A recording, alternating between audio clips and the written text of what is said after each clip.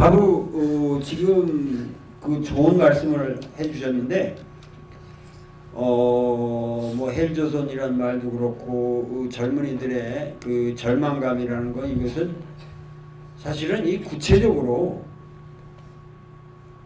가장 큰 문제는 우리에게 있어서 이 남북 분단이라는 문제예요. 그런데 우리가 고구려를 생각할 적에 내가 여기서 이 영화에서 계속 성을 댕기잖아요. 성. 근데 이 고구려 성은 반드시 산성과 평지성. 그러니까 우리나라에도 지금 서울도 사대문으로 구성된 이건 평지성입니다. 평지성이고 여기 저 궁궐이 들어가 있죠. 그리고 저 북한산에 산성이 있죠. 남한산에도 산성이 있어요.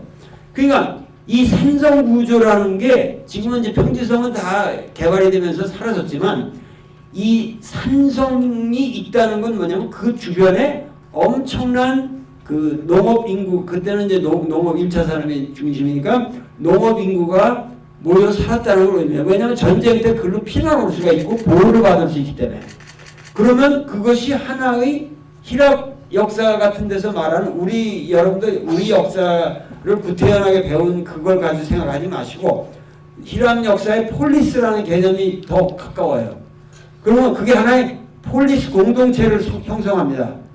그러면은 그 폴리스 공동체들의 이 네트워크가 고구려예요.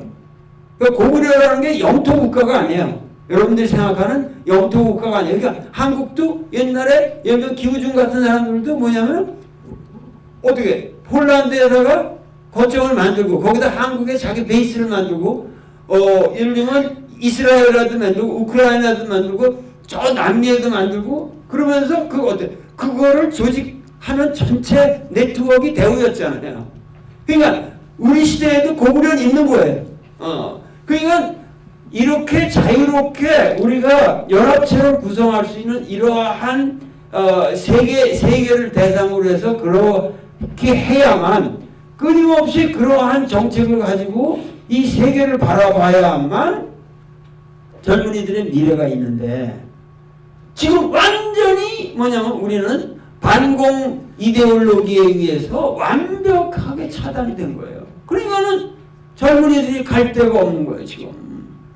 우리가 지금 그 이명박이가 그 강물에다가 쓸데없이 내버린 돈의 뭐 1000분의 1만 그 돈만 지금 제대로 썼더라도 그 돈만 제대로 우리가 생산적으로 창조적으로 썼더라도 지금 여러분들 지금 서울서 파리 가는 티켓을 그냥 살지 몰라요. 그죠?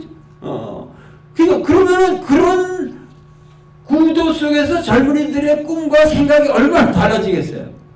부산서 동해안으로 블라디보스토크까지 그냥 슉 몇 시간이면 가면 얼마나 여러분들이 세계를 보는 시각이 달라지겠냐고요. 그거를 벌써 했어야 돼요. 지금 우리가 너무 늦었어요. 지금 국제 경쟁 속에서 이런 얘기가 나온 것은 벌써 한 20년, 30년 전에부터 우리가 했어야 되는 거예요. 그런데 지금 그동안 최순실이 이런 사람들뿐만이 아니라 수만 명의 우리나라는 최순실이 들끓고 있어요. 지금 들끓고 있어요. 최순실 하나가 아니에요. 그 이승만 때부터 그렇게 헤쳐먹은 거예요. 그렇게. 그래가지고 할 일을 안 하고 살았기 때문에 오늘날 우리가 이 꼴이 된 거라고요. 그러니까는 지금 이러한 문제를 생각하면서 이 영화가 말하고자 하는 것은 우리의 원래 이러한 고구려 정신을 회복하자. 그것은 영토의 문제가 아니고 과거의 시간으로 거슬러 올라간다는 얘기가 아니라 우리가 정말 우리의 현주소를 바로 여러분들이 생각하면서 여러분들 스스로 분발하고 여러분들이 지금 헬조선을 운운하고 앉았을 때가 아니죠. 그걸 개탄하기 전에 여러분들 스스로 각성하고 항거하고 이 표창원처럼 그냥 멀쩡한 자리도 때려치고 나오는 그런 용기 이런 게 필요한 거야. 내가 왜 표창원이라는 사람을 내가 왜 우리 뭐 싹하면 내가 제자거리에서 내가 그러는데 이런 사람들을 보면 나는 정말 감동이 와요. 왜냐면 나도 고려대학을 때려쳤잖아요. 그래서 옛날에 양육전을 하고 때려치고 나왔는데 이게 정의로운 삶의 분위기를 속에서 자기 삶의 세팅 자체를 이렇게 용감하게 바꾸는 사람들, 이런 사람들이 항상 승리하는 거예요. 나도 내가 고려대학에 있었으면 내가 고려대학 총장 했을지 몰라요. 그러나 고려대학 총장하고 내가 그러면 대한민국 사람들이 나를 어떻게 하겠어요? 그럼 내가 할 일이 뭐겠어요? 그동안 책을 이렇게 80권을 쓸 수 있었겠어요? 그 나왔기 때문에 나는 책을 쓸 수 있었고 여러분들과 교섭할 수 있었고 수많은 영화를 만들었고 내가 연극을 만들었고 여태까지 이러고 살았어요. 그래서 그나마 여러분들이 나를 알 수 있는 거고 이 역사에서 여러분들과 같이 호흡을 해왔기 때문에 여러분들이 내가 뭔 말을 해도 그래도 공감을 해주는 거 아니에요. 그 진실성이 축적이 되었기 때문에. 그러니까 고구려는 이 땅에다 천년의 진실을 축적했는데 그리고 저런 어마어마한 유물이 남았는데 어떻게 우리가 그걸 잊고 사냐. 이런 거죠. 예. 예.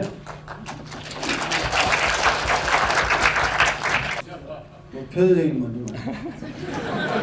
예, 우선 너무 좋은 질문 감사드립니다.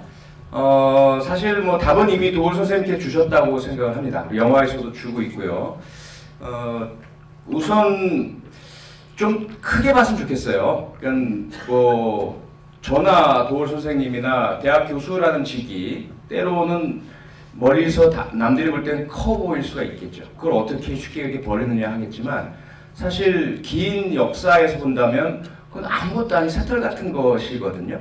그리고 내가 과연 이 역사에 어떠한 물줄기에 같이 합류해 있느냐, 올바른 역사의 다른 물줄기 속에 있느냐 아니면 그것을 흐리는 흙탕물 속에 있느냐, 그게 더 중요하다고 생각을 늘 하고 있습니다. 그 일환이었고요. 그럼 어떻게 이러한 도둑질당한 주권, 도둑질당한 민주주의, 도둑질당한 대한민국의 정의와 민주주의를 어떻게 세워나갈 것이냐. 앞서 도올 선생님께서 우리가 세계를 보고 고구려의 기상을 이어받아서 펼치고 나아가자라고 말씀 주셨고요. 그 이면에 있는 하나는 뭐냐면 공정성인 것 같습니다. 공정성. 그러니까 과거 우리가 뭐 로마 제국도 마찬가지고 고구려 발해 그렇게 융성하는 시기에 모든 그 융성하는 제국들에는 두 가지 특성이 있다고 저는 봅니다. 죄송합니다. 하나는 뭐냐면 그런 대외적으로 굴하지 않는 아무리 크고 강한 적 앞에서도 절대로 쫄지 않는 그 용기와 전투력과 그런 강한 어떤 힘이었다고 보고요. 그 이면에는 하나로 뭉칠 수 있는 문화의 힘이라고 저는 봅니다. 그러니까 한 가지의 문화, 노래, 음악, 그러면서 그 문화의 내면은 뭐냐면 서로가 존중하고 배려하면서 실력에 따라서 치고 올라갈 수 있는 누구든지 아무리 저 밑에 이름 없는 백성의 자식이라 하더라도 칼싸움 잘하고 활 잘 쓰면 장군이 될 수 있고 그리고 글 잘 쓰고 말 잘하면은 판서가 될 수 있는 그런 공정한 사회 구조가 커다란 두 가지 힘인데 이 제국들이 멸망해 가는 상황을 보면 앞에 있는 군사적인 용맹함과 강성함보다 내부에서의 공정함이 먼저 무너지는 현상들을 봅니다. 그 썩어 문드러져 가는 거죠. 그러면서 내 발이 동상 걸려 썩는지도 모르고 손에선 칼 들고 후려치다가 결국은 썩은 발 때문에 자빠지는 그런 모습들인 거죠. 대한민국이 현재 그런 모습 같아서 이걸 어떻게 하면 그럼 다시 대한민국을 되살려낼 수 있을까? 고구려 기상을 다시 살려낼 수 있을까? 도올 선생님 말씀처럼 우리 치사하게 지지 말자는 겁니다. 그 위치가 정치인이다 교수다 이게 중요한 게 아니라 길거리 상인이라 하더라도 이번 뭐 최순실 게이트도 보면 간호사 또는 차원병원에서 일하시는 분 또는 식당에서 주방 아주머니 어떤 분이더라도 역사의 비밀과 은밀하고 이 범죄적인 사실들을 목격하시는 분들이 계세요.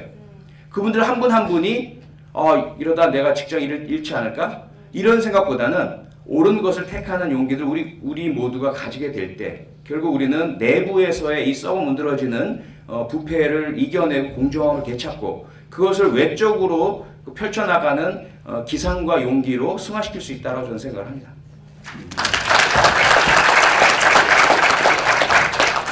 아까 저 질문, 좋은 질문 중에 하나가 어떻게 이렇게 나보고 발해 역사도 잘 아느냐 그랬지만은, 그건 아주 간단한 거예요. 왜냐면은 발해 전공자들이 있어요. 우리나라에도 있고, 연변대학에 많이 있어요. 그래서, 그 사람들한테 묻고 배우고 도움을 얻는 거예요. 이 발해 유적 같은 거는 저거 여태까지 우리나라에서 공개된 적이 없는 영상들인데, 왜냐면 몰라요.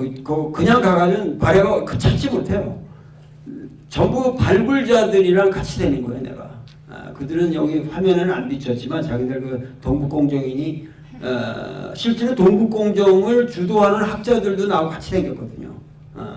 그러니까 그런 중국 학자들도 댕기고 뭐 그런데 이제 그래서 항상 주변에 그 정보는 널려 있는 거예요. 그리고 항상 뭐냐면은 여러분들이 관심을 가지면은 좋은 책들이 많아요.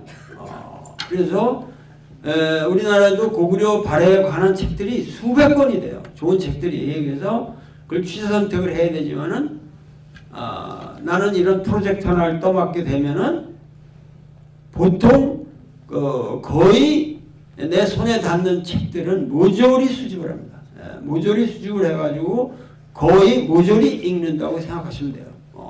나는 보통 사람들보다 이제 머리가 이렇게 빨리 돌아가니까 축적이 돼가지고 그 지식들이 깔려 있으니까 남들보다 뭐 이렇게 책을 굉장히 빨리 읽을 수가 있죠. 빨리 읽을 수가 있고 이제 그 핵심만 캐치해내면 되니까. 그래서 무서운 속도로 전부 서베이를 합니다. 그래서 어느 분야든지 내가 관심만 가지면 한 일주일 내에 나는 전문가가 됩니다. 전문가가 되고 그러면서 내 나름대로 리서치를 하는 거예요. 그러니까 여러분들도 부디 젊었을 때 여기 뜻이 있는 사람들은 항상 책을 보세요. 이거 뭐지? SNS만 보지 말고 책을 보시고 무게 있는 책들을 봐가지고 거기서 여러분들의 정신적 양식을 얻으시도록. 앞으로 그 정권이 바뀌면 무조건 정권이 바뀌어야 되는데 정권이 바뀌면은 외교적으로 이 동북공정인이 이런 문제에 대해서는 뭐 시진핑이나 이런 사람들이 동북공정을 하라 이런 지시는 중국 지도부들이 안 내립니다. 그걸 우리가 혼동하면 안 돼요. 이게 중국 정부의 동북공정이라는 게 동북 그 지역의 그걸 담당하고 있는 학자들의 자기 이권에 따라서 움직이는 프로젝트지 중국 정부가 공식적으로 이것을 표방하지 않아요. 그러니까는 이런 거는 간단히 협상이 가능합니다. 간단히 중국은 그렇게 어리석지 않아요. 중국의 정치적 지도자들은 그 보통 사람들이 아니에요. 그 사람들은 다 이런 그 과정을 거쳐서 검증을 받아서 올라간 사람들이기 때문에 앞으로 그런 문제는 나도 해결할 수가 있고 앞으로 이 작품이 좀 요거 끝나고 나면은 디테일하게 내가 이거를 자막 작업을 할 거예요. 그래서 그저 그냥 유튜브에다 올려서 나중에 중고등학교 수업 용어로 여기 그 자막의 정보가 많은 형태로 이걸 고쳐서 예를 들면 이런 거 중고등학교 역사교육 시간에 이런 거 하나 틀어주고 시작을 하는 거하고 그냥 하는 거하고 얼마나 이 차이가 있겠습니까? 그래서 지금은 좀 예를 들면 한 몇 개월 지나면 이거 다 개방될 겁니다. 그러면은 상당히 우리나라 역사 교육에 구체적으로 도움이 될 것이다. 이렇게 생각합니다. 예, 그리고 특히 그 근현대사 부분에 대해서는 저는 사실은 너무 죄송한 말씀이긴 하지만 선생님도 계시고 공교육이 그렇게 절대적이지 않다라는 것은 분명히 우리가 알아야 될 것 같아요.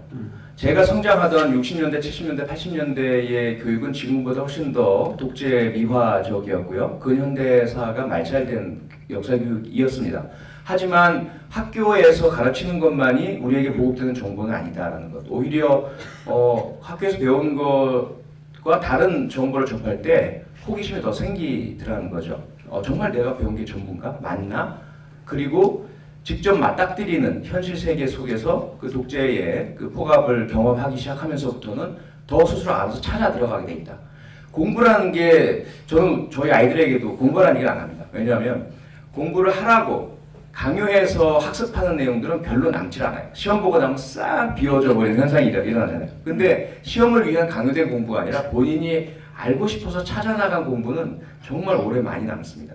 그래서 오히려 현 정부의 이런 국정교과서 노력들은 정말 허무맹랑하고 소득이 없다. 그렇게 해서 박정희, 이승만 찬양해봐야 효과적이지 않다는 거죠. 오히려 반대 현상이 일어날 것이다. 다만 그 과정에서 너무 많은 학생들이 그 중고등학교 그 과정상에 있는 학생들이 혼란을 겪을 것이고 많은 또 에너지가 낭비될 것이고 학교 현장에서도 선생님들께서 교사들께서 상당히 힘든 과정을 겪으시는 고통이 있을 뿐이지 그들이 교과서나 학교 교육을 통해서 역사를 바꿀 수가 없고 국민들의 인식을 바꿀 수가 없고 그리고 민족의 정신을 바꿀 수 없다. 이것은 분명합니다. 뭐 앞으로 그 해볼 만한 프로젝트고 조건만 바뀌면 KBS에서 여태까지 내 프로가 JTBC만 해도 이제 홍석현 회장하고 내가 친분이 있어가지고 그분이 특별 보호 아래서 그게 어렵게 그 1년 정도의 이 모든 저기를 거쳐서 나간 거예요. 그러니까 이 시대에 JTBC에 그 나갔다고 하는 거는 손석희 사장의 아주 훌륭한 또 이 정책 성격 이런 것들이 있었고 그래서 나간 것이지만 모든 방송국이 도울이다 그러면 안 해요. PD들은 하려고 그러죠. 한 국장급까지도 다 하자. 근데 이제 사장이 항상 안 돼. 그래가지고 수없이 좌절되는 거예요. 그러니까 분명히 이 정권이 바뀌어야 되고 그리고 방송위원회라는 게 완벽하게 민주적인 방송위원회가 들어서야 되고 그래야 예를 들면 MBC도 회복이 돼야 됩니다. 지금 MBC가 아주 개판 안 됩니다. MBC 같은 이런 게. 근데 거기에 많은 사람들이 정말 일제시대 때 우리가 당했던 그런 탄압보다도 더 무지무지한 탄압을 받으면서 신음하고 있는 게 MBC예요 지금. 그러니까 그런 것들이 전부 풀려나야 되고 그렇게 되면은 뭐 고구려는 돌 그런 거는 황금 시간대에 대입해서 해. 그리고 더 중요한 거는 이제 조금 진행이 되면은 평양에 가서 그런 걸 해야 된다. 평양. EBS 강의도 중단되셨죠? 예, 87년하고 또 4.19 말씀들을 많이 하십니다. 흔히 말해서 뭐 죽소서 개주는 그런 역사의 그 반복이 아니겠느냐. 근데 저는 전혀 그렇게 생각하지 않습니다. 그리고 지금 뭐 언론이나 방송의 그 왜곡이라든지 혹은 일부 정치인들, 유력 정치인들, 대선 주자들 간의 그런 뭐 다툼이라든지 그런 것들은 저는 솔직히 말씀드리면 안중이 없습니다.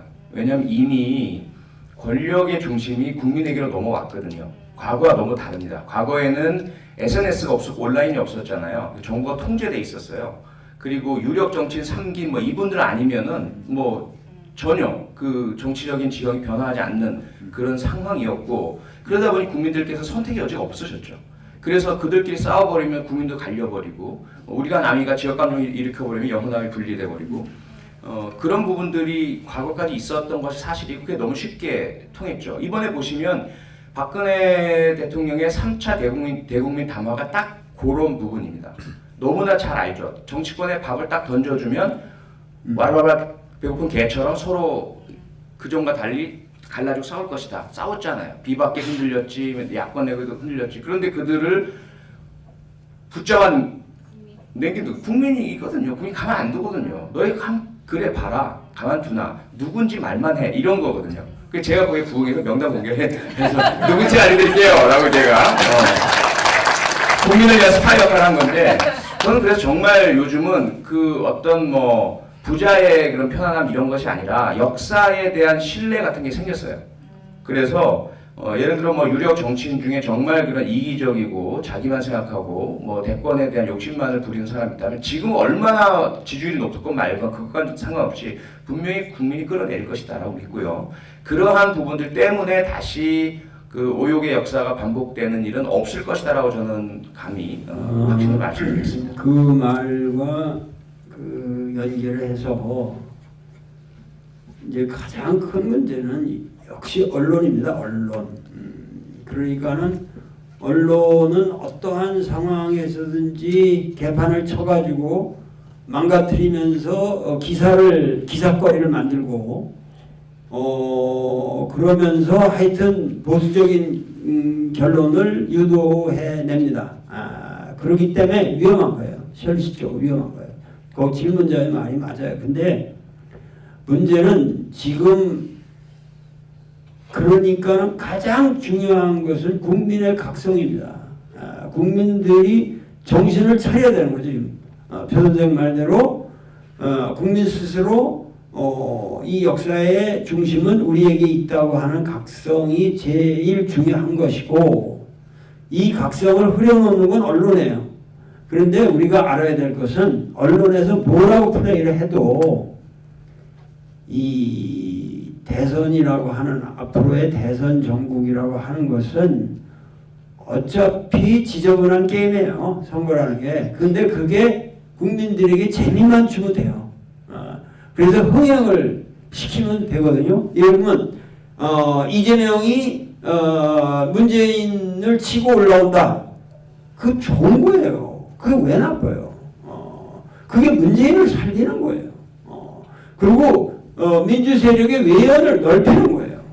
그러니까 서로가 페어하게 이렇게 하는데, 그런 걸 갖다가 뭐 이렇게 따끔한 서로 양진영이 헐뜯는 것처럼 이제 언론을 왜곡하고 그러면서 국민들한테 이거 지저분한 게임을 하고 있다 뭐 이러면서 결국은 나쁜 인상을 조게 해가지고 헌재 판관들한테까지도 영향을 줄지는 모르겠지만 그렇게까지 갈 것 같지는 않고, 지금 말씀하신 대로 어차피 정치는 치고받게 하게 돼 있는 거고, 여유롭게 국민들이 언론의 장난에 휘말리지 말고 이 정치 현상이라는 걸 여유롭게 봐야 돼요. 나는 아예 정치 세부적인 사항에 대해서 나는 몰라요. 그래도 정치 평론을 내가 제일 잘하는 사람 중에 하나예요. 대국을 보고 가기 때문에. 그러니까 항상 여러분들은 너무 디테일에 관심 가지고 흔들리지 말고 될 수 있는 대로 지저분한 얘기를 보지 마세요. 생각하지 말고 나중에 표 꽝 찍으면 되는 거예요. 가장 정확한 인물에게. 그러니까 국민들이 그런 여유를 갖는 게 필요하다. 이럴 때일수록. 아니 그걸 해야 되는데 그 교장 선생님들이 되는데 이 김영란법이라는 게 뭔 이번에도 학생들을 이렇게 이런 거 와서 보게 권유하는 것도 그렇게 어려운 모양의 교장 선생님이. 그러니까 참 뭐가 우리 사회가 지금 엉켜가지고. 그러면 지금 한 교사나 교장 선생님들 400명을 모일 테니까 올 선생님 모실 수 있냐 그래서 제가 오늘 여쭤본다고 했거든요. 그거 할 수 있죠. 네, 여기 할 수 있어요. 얼마나 할 수 있습니다. 우리 고봉규 선생님이 정말 선생님 존경하시면서 청소년들 한 200명쯤을 영화를 보여주겠다고 지금. 네, 그거 할 수 있습니다. 예. 도시락도 잡을 수 있고, 때와 장소를 말씀하시면은 우리가 그거 할 수 있습니다. 그 제가 얼마든지 가서 학생들 만나서 나는 그 어린 학생들과 한번 대화하고 싶고 그래요. 거기서. 네, 그럼 약속을 제가 받은 걸로. 네네네. 표 선생님도 뭐 하실 말씀이 있겠지만 우선 간단하게 얘기하면은 이 내셔널리즘이라는 거는 20세기 현상이에요. 내셔널리즘이라는 건 네이션 스테이트, 민족 국가가 만들어지고 나서 생기고, 예를 들면은 우리가 로마 제국하고 이태리는 다른 거 아니에요. 예? 그러니까 우리가 고대 국가로 올라가면 이 민족 국가라는 개념을 적용하기가 참 어렵습니다. 그리고 현대 사회에서도 지금 일본 지금 뭐 우익이나 이런 거 항상 우리가 문제가 되는 게 내셔널리즘이라는 말이, 민족주의라는 말이 우리에게 아주 좋은 말이기도 하고 나쁜 말이기도 하고 그래요. 그러니까 이 모든 우익들이 아주 편협한 민족주의를 들고 나옵니다. 근데 우리나라는 민족주의도 없어요. 우리나라 우익이라는 건 미국인들 똥구멍 빨아먹는 걸 민족주의라고 생각해요. 그러니까 그 진짜 민족주의가 아니에요. 내셔널리즘이라는 거는 우리 스스로 그야말로 주권을 가지고 살아가는 건데, 일본 민족주의자들만 해도 그런 외세에 대한 굉장한 그 안타이가 있어요. 그러니까 그 민족주의라는 말이 굉장히 어려운 말이에요. 그래서 이게 편협하게 하면은 완전히 뭐냐면 그 어떤 국수주의적인 그 정체성에 대한 이게 되는데, 사실은 우리 민족이라는 걸 혈통으로 본다면 복잡하잖아요. 지금도 시골에 가면 다 월남 여자들을 며느리로 맞이하고 거기서 애들이 나오고 이러는데, 고구려만 해도 말갈족이니 무슨 예맥족이니 뭐 복잡해요. 그러면 그런 것들을 결국은 뭐냐면 그 포섭해서 우리 민족을 생각해야 되잖아요. 그리고 그래서 우리가 소위 말해서 이제 그런 여러 가지 문제를 생각할 적에 민족이라고 하는 것에 대한 우리 어떠한 정체성, 그리고 우리 젊은이들에게 우리는 한 민족으로서 민족의 프라이드를 가지고 살아야 한다는, 나는 민족주의를 굉장히 고취하는 편이지만 또 동시에 그 민족주의에 대해서 내가 철학을 강조하는 것은 보편주의죠. 철학이라는 거는 우리 인간이 어떻게 살아가는 게 제일 정당한 모습인가, 국제관계는 어떻게 가져야 되느냐, 개방적으로 우리가 가질 수도 있고, 그래서 이 민족주의 문제에 대해서는 그렇게 복잡한 층차가 있다. 고민스러운 문제라는 것만 알아주시면 좋겠습니다. 예, 제가 조금 그 도울 선생님과 같은 생각인데요. 조금 보충적으로 말씀드리자면은, 우선 그 다층 중층적 민족주의 개념을 조금만 더 간소화시키면, 제가 이해하기로는 조금 원초적이고 1단계적인 민족주의가 주로 생물학적 민족주의라고 봅니다. 피를 나눈다는 거죠. 한민족 뭐 이렇게 해서 외모, 외형 중심인 거죠. 그건 이미 극복된 20세기까지의 민족주의라고 저는 생각을 해요. 그것보다 고차원적이고 조금 상층에 있는 민족주의는 얼과 정신과 문화의 민족주의라고 생각을 합니다. 이건 어떻게 설명드릴까요? 일단 다양성이란 부분으로 접근해야 될 것 같아요. 예를 들어 전 세계가 한 가지 문화로 통일된다면 얼마나 끔찍하겠습니까? 그것이 과거 히틀러 나치와 일제가 추구했던 그런 패권 제국주의 아니겠습니까? 그런 부분들로부터 우리 전 세계를, 인류를 아름답게 꾸며내는 것은 다양성입니다. 아주 수없이 많은 민족들, 수없이 많은 지역들, 수없이 많은 문화 공동체들, 그들의 언어들, 옷을 입는 양식들, 노래의 차이들, 이런 것들이 사람 숨 쉴 때 수만 가지 꽃이 피어있는 들판처럼 아름답게 되는 것 아니겠습니까? 그래서 우리는 민족주의가 중요하다고 생각합니다. 우리는 우리의 민족주의를 지켜내가고, 또 뭐 그 예맥족은 예맥족의 민족주의를, 또 무슨 베트남족 베트남족의 민족주의를, 그러면서 우리에게는 이미 하멜도 들어와 있고 인유한 씨도 들어와 있고 과거 초용도 들어와 있고 그런 것이거든요. 저도 제 딸아이가 지금 이런 공개도 될지 모르겠지만 대학 1학년인데 다른 나라 사람 남자와 사귀고 있습니다. 저는 거기에서 전혀 자꾸 뭐라 그러는데, 아니 그걸 우리가 구분할 필요가 뭐가 있으며 서로 좋으면 그만인 거지. 그렇게 하다 보면 그렇다고 해서 그러면 제 딸아이가 다른 민족에게로 넘어가냐? 그건 아니라고 봐요. 오히려 저는 분명히 그 욕을 하고 만약에 둘이 결혼하게 된다면 우리 한민족의 문화와 얼과 정신을 넌 배워라. 그렇지 않을 거면 난 널 받아들이지 않겠다. 그래서 그가 우리 한민족의 일원이 되고 그들에게서 나온 아이가 또 한민족의 문화와 얼과 정신을 이어내가는 그 영화 중에 보면요. 저는 우리 그 나의 살던 고향은과 같이 보시라고 권유해드릴 영화가 뭐냐면 미국의 보수의 상징인 클린트 이스트우드 감독이 만든 그랜 토리노라는 영화가 있습니다.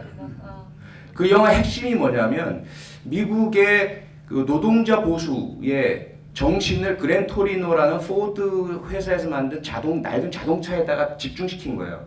근데 이걸 그 정말 골수 우위 국수주의 보수주의자였던 그 클린트 이스트우드가 이민족 베트남 이웃에 대해서 상당히 적대적이었거든. 왜 쟤네들이 우리 미국에 와서 이렇게 흐려? 라는 태도를 가지고 있다가 나중에 각성하게 됩니다. 자기도 베트남전 참전도 했고 그랬는데 그들이 오히려 더 미국의 노동자 보수의 정신을 가지고 있다는 걸 발견하게 되면서 자기가 그렇게도 아끼던 그랜 토리노라는 차를 베트남 청년에게 줘요.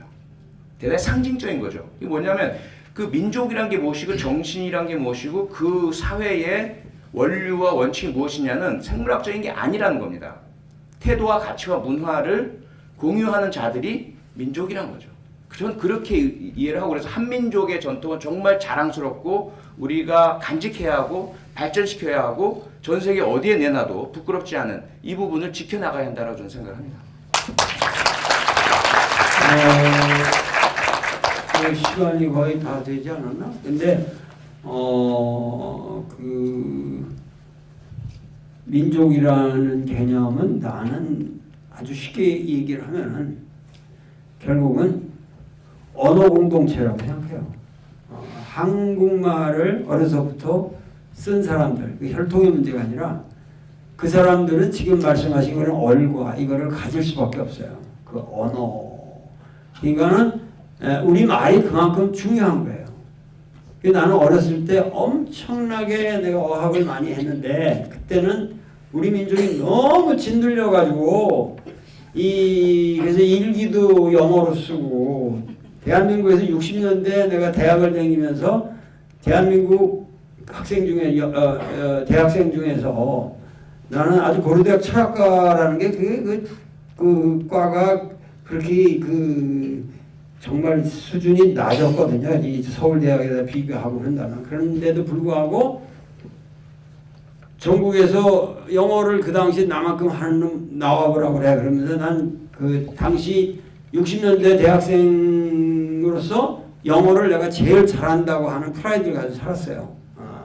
그래서 하버드 대학까지 갔는데 장학금 다 받아서 하버드 대학을 나올 적에는 내가 그걸 포기해요. 영어를 포기합니다. 내가 82년도에 완전히 영어를 때려칩니다. 영어로 논문도 안 쓰고 나는 영어를 포기해버렸어요. 왜? 내가 최고로 내가 하버드 대학 논문도 불과 20일 만에 썼는데 그 방대한 논문을 20일 만에 막 미친 듯이 쓸 정도로 내가 영어를 했었는데 그때도 그 당시 내가 존경하는 교수들의 영어를 내가 따라가려면 98%는 따라가겠는데 나머지 2%는 영원히 안 되겠더라고. 그럼 내가 이 2%에서 내가 평생을 이 2% 메꾸느라고 바뀔 여기다 투자하려느니 나는 한국말에 내가 왕자 아니냐. 그래가지고 1982년부터 오늘날까지 나는 한국말 속에서만 살았어요. 그래서 아마도 한국말에 관해서는 한국어로 쓰는 것에 관해서는 나를 따라오는 자가 별로 없을 거예요. 그러니까는 뭐냐면은 우리가 우리 말을 지켜야 되고 우리 말 속에 들어있는 우리 말은 곧바로 우리 역사의 언어가 다 들어와 있는 거예요. 그래서 한국말을 쓴다는 것은 한국말을 한다는 것은 한국 역사를 알지 않으면 진정하게 한국말을 다 몰라요.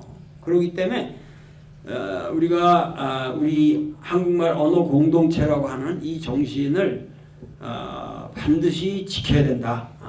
그래서 월남 부인에서 나는 애도 한국말을 쓰게 되면 그건 완벽한 한국인이죠. 그러니까는 혈통이 중요한 게 아니라 한국의 말을 통해서 한국의 어를 가르치고 막 이런 그 정신으로 지금 말씀했듯이 그 독자적인 아이덴티티와 다양성, 다이버시티를 우리가 항상 같이 가지고 가야 된다. 이런 것은 여러분들이 항상 가슴에 새겨둘 만한 얘기고, 오늘 그 표창원 선생님이 여기 오셨기 때문에 내가 선물을 갖고 왔어요. 이 영화의 내용이 담긴 도울의 중국 일기라고 하는 이 책, 뭐 아시는 분은 읽을 수도 있겠지만 5권으로 구성이 되어 있는데 여기에 거의 이 영화의 내용이 들어가 있습니다. 그래서 내가 이렇게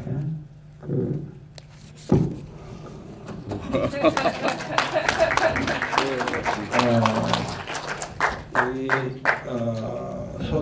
서도로 글씨를 써왔는데 표창원이라는 말은 맞죠? 네, 맞습니다. 그런데 여기에 그 내가 쓴 말이 이게 보통 그냥 읽기가 어려운데 이게 맹자에 나오는 말이에요. 그런데 여기 뭐라 그랬냐면은 주월이자는 흉년불능사라고 이익을 추구하는 이 장사꾼들을 말하겠죠. 이익을 추구하는데 주도 면밀한 자들은 흉년도 그를 죽일 수가 없다. 흉년이 와도 돈을 번다는 거야. 이 새끼들은 뭐 싸도 창고에다 싸뒀다가 주도 면밀한 놈들은 우리나라 이런 사람들 많잖아요. 뭐 그런데 거기다가 대꾸로 맹자가 주어덕자 덕에 리에 덕에 주도 면밀한 자는 사세 사악한 세상도 그를 어지럽힐 수 없다. 이게 내가 왜 이런 얘기를 하냐면은 이런 얘기를 써드렸냐면은 후학으로서 앞으로 덕을 기르고 이 살아갈 적에도 리를 주도 면밀하게 추구하는 놈보다 더 주도 면밀하게 덕을 추구해야 된다. 고맙습니다. 네.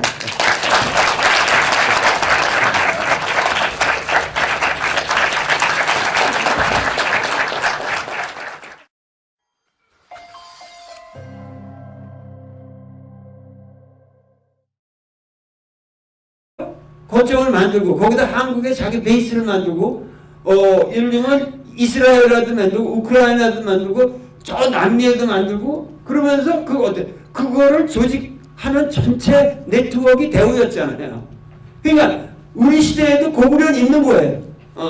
그러니까 이렇게 자유롭게 우리가 연합체를 구성할 수 있는 이러한 세계를 대상으로 해서 그렇게 해야만 끊임없이 그러한 정책을 가지고 이 세계를 바라봐야만 젊은이들의 미래가 있는데 지금 완전히 뭐냐면 우리는 반공 이데올로기에 의해서 완벽하게 차단이 된 거예요. 그러니까는 젊은이들이 갈 데가 없는 거예요. 지금 우리가 지금 그 이명박이가 그 강물에다가 쓸데없이 내버린 돈의 뭐 1000분의 1만 그 돈만 지금 제대로 썼더라도 그 돈만 제대로 우리가 생산적으로 창조적으로 썼더라도 지금 여러분들 지금 서울서 파리 가는 티켓을 그냥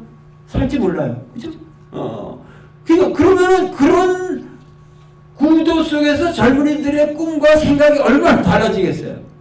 부산서 동해안으로 블라디보스토크까지 그냥 슉 몇 시간이면 가면 얼마나 여러분들이 세계를 보는 시각이 달라지겠냐고요. 그거를 벌써 했어야 돼요. 지금 우리가 너무 늦었어요. 지금 국제 경쟁 속에서 이런 얘기가 나온 것은 벌써 한 20년, 30년 전에부터 우리가 했어야 되는 거예요.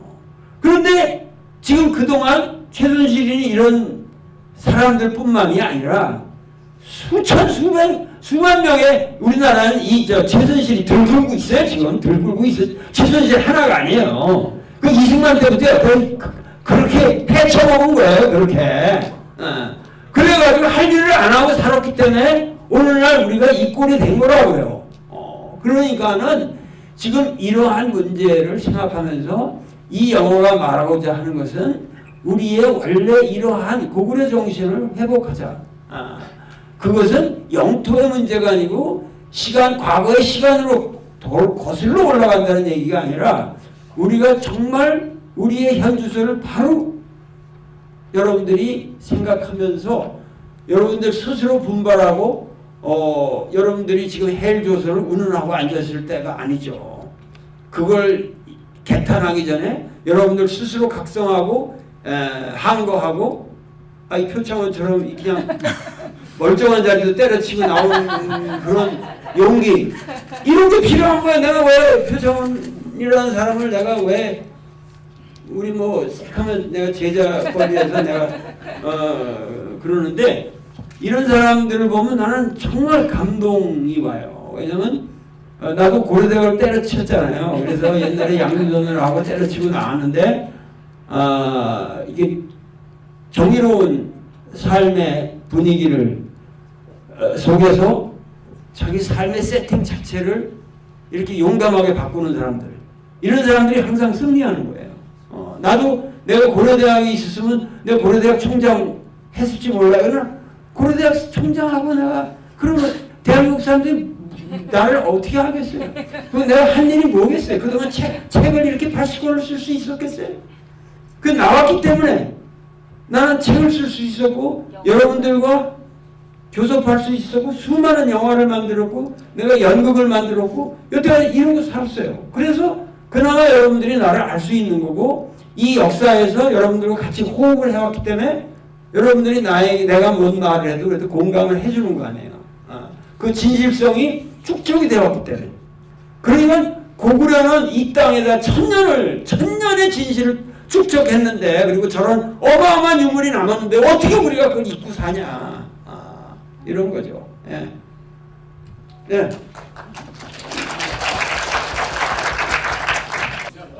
편선생님 먼저. 예, 우선 너무 좋은 질문 감사드립니다. 사실 답은 이미 도올 선생님께 주셨다고 생각을 합니다. 영화에서도 주고 있고요. 우선 좀 크게 봤으면 좋겠어요. 그러니까 저나 도올 선생님이나 대학 교수라는 직이 때로는 멀리서 남들이 볼 때는 커 보일 수가 있겠죠. 그걸 어떻게 쉽게 이렇게 버리느냐 하겠지만 사실 긴 역사에서 본다면 그건 아무것도 아닌 새털 같은 것이거든요. 그리고 내가 과연 이 역사에 어떠한 물줄기에 같이 합류해 있느냐, 올바른 역사의 바른 물줄기 속에 있느냐 아니면 그것을 흐리는 흙탕물 속에 있느냐, 그게 더 중요하다고 생각을 늘 하고 있습니다. 그 일환이었고요. 그럼 어떻게 이러한 도둑질당한 주권, 도둑질당한 민주주의, 도둑질당한 대한민국의 정의와 민주주의를 어떻게 세워나갈 것이냐. 앞서 도올 선생님께서 우리가 세계를 보고 고구려의 기상을 이어받아서 펼치고 나아가자라고 말씀 주셨고요. 그 이면에 있는 하나는 뭐냐면 공정성인 것 같습니다. 공정성. 그러니까 과거 우리가 로마 제국도 마찬가지고 고구려 발해 그렇게 융성하는 시기에 모든 그 융성하는 제국들에는 두 가지 특성이 있다고 저는 봅니다. 죄송합니다. 하나는 뭐냐면 그런 대외적으로 굴하지 않는 아무리 크고 강한 적 앞에서도 절대로 쫄지 않는 그 용기와 전투력과 그런 강한 어떤 힘이었다고 보고요. 그 이면에는 하나로 뭉칠 수 있는 문화의 힘이라고 저는 봅니다. 그러니까 한 가지의 문화, 노래, 음악, 그러면서 그 문화의 내면은 뭐냐면 서로가 존중하고 배려하면서 실력에 따라서 치고 올라갈 수 있는 누구든지 아무리 저 밑에 이름 없는 백성의 자식이라 하더라도 칼싸움 잘하고 활 잘 쏘면 장군이 될 수 있고 그리고 글 잘 쓰고 말 잘하면은 판서가 될 수 있는 그런 공정한 사회 구조가 커다란 두 가지 힘인데 이 제국들이 멸망해 가는 상황을 보면 앞에 있는 군사적인 용맹함과 강성함보다 내부에서의 공정함이 먼저 무너지는 현상들을 봅니다. 그 썩어 문드러져 가는 거죠. 그러면서 내 발이 동상 걸려 썩는지도 모르고 손에선 칼 들고 후려치다가 결국은 썩은 발 때문에 자빠지는 그런 모습들인 거죠. 대한민국 현재 그런 모습 같아서 이걸 어떻게 하면 그럼 다시 대한민국을 되살려낼 수 있을까? 고려 기상을 다시 살려낼 수 있을까? 도올 선생님 말씀처럼 우리 치사하게 지지 말자는 겁니다. 그 위치가 바로 지금 그 좋은 말씀을 해주셨는데 뭐 헬조선이란 말도 그렇고 그 젊은이들의 그 절망감이라는 거 이것은 사실은 이 구체적으로 가장 큰 문제는 우리에게 있어서 이 남북 분단이라는 문제예요. 그런데 우리가 고구려를 생각할 적에 내가 여기서 이 영화에서 계속 성을 댕기잖아요.